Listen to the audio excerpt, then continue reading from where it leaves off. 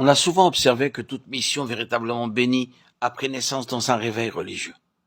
Quand le Saint-Esprit vient réveiller une église, il appelle les cœurs à se consacrer, tout de nouveau au Seigneur, dont il révèle la présence, au service de ceux qui se perdent.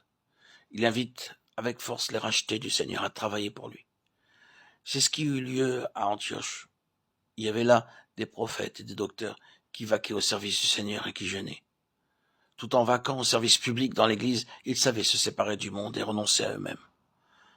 Leur maître était remonté au ciel. Ils sentaient le besoin de rapports intimes et soutenus avec lui, ils comprenaient que l'esprit qui demeurait en eux ne pouvait avoir toute liberté d'action que s'ils restaient en communion avec lui, crucifiant la chair autant que possible.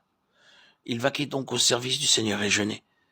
C'est dans cette disposition-là que les trouva le Saint-Esprit lorsqu'il vint désigner 2 d'entre eux pour une œuvre spéciale et se servir des autres pour séparer Barnabas et Saül en présence de toute l'Église.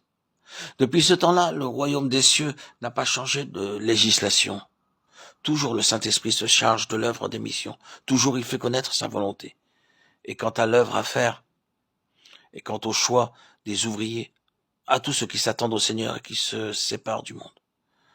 Quand le Saint-Esprit a mis à l'œuvre des hommes de foi et de prière, il est naturel qu'on admire ce qu'ils font, qu'on soit frappé de l'accord de leur conduite avec l'Écriture, et qu'on cherche à les imiter. Mais il se peut qu'alors l'action de l'Esprit, la véritable consécration, le véritable amour pour Jésus ne se trouve là qu'à un très faible degré. C'est trop généralement un intérêt de ce genre qu'on porte aux missions, et c'est pour cela qu'il faut recourir à tant de quêtes et de pourparlers, à tant de moyens de bas étage pour plaider la cause des missions auprès de ceux qui devraient les soutenir. On connaît le commandement du Seigneur à l'égard des missions parce qu'il est dans son livre. Mais on n'écoute pas la voix de l'Esprit chargé de révéler sa présence toute puissante. Il ne suffit pas d'engager les chrétiens à prendre plus d'intérêt à cette œuvre, à prier et à donner davantage. Il y a quelque chose de plus essentiel encore. Il faut que ce soit le Saint-Esprit qui fasse revivre ce commandement du roi de gloire dans le cœur de chacun des croyants et qu'il en fasse de nouveau le signe distinctif de toute vie chrétienne. Il faut que l'Église apprenne à compter plus réellement sur l'intervention du Saint-Esprit, soit pour le choix des missionnaires et de leur champ d'action, soit pour réveiller l'intérêt de chacun et réunir les contributions nécessaires.